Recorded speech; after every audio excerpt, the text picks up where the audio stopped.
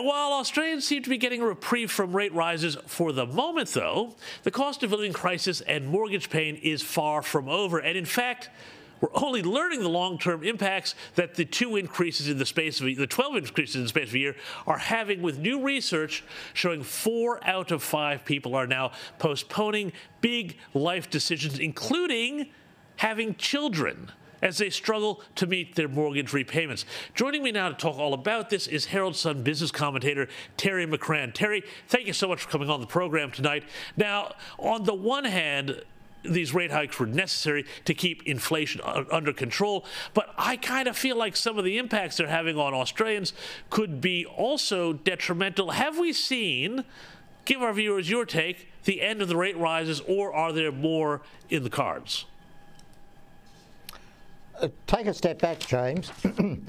Yes, they were good. They were necessary because of the inflation problem, but they were also necessary to get rates back to something like reality.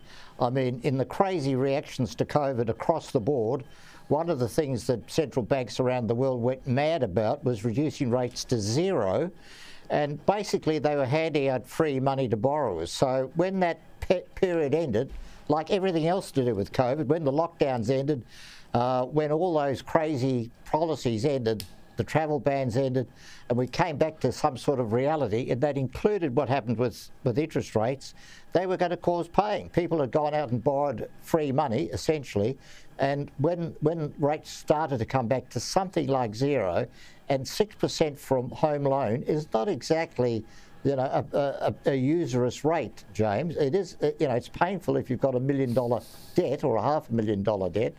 And yes, again, both the reality of the consequence and the intention of those rate rises was to cause some pain, because that's the process of getting inflation under control. We cut back on our spending, we make those decisions that you've talked about, deferring things, and that takes pressure off prices. Sure, but Terry, I mean, you know, on the one hand, though, every time we have one of these rate rises, Albo comes out and they all sort of point the finger at the Reserve Bank, or at least that's what they used to do under Philip Lowe. But nobody talks about, you know, all the money that they're pumping into the economy, particularly even through these off-the-books funds like the Housing Fund and everything else they're doing, that even the IMF and the World Bank said, don't do this because it contributes to inflation. I mean, surely Albo has to take some responsibility for what's going on here, right?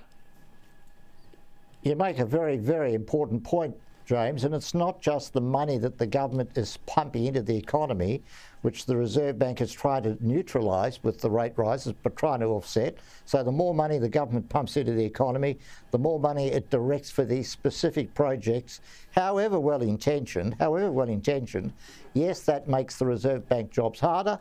It means the Reserve Bank probably had to put up interest rates by that extra 0.25%, that extra 0.5%, which again flows through into the cost of living, mortgage repayments.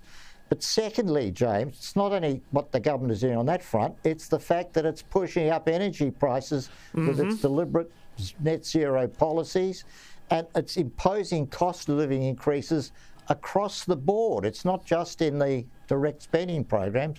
All of that is the real problem in terms of making the Reserve Bank jobs harder and also hurting Australians. And you add it all up together, all those government-mandated increases, the general level of inflation and the interest rate hikes, it's no wonder that people out there are feeling a lot of pain.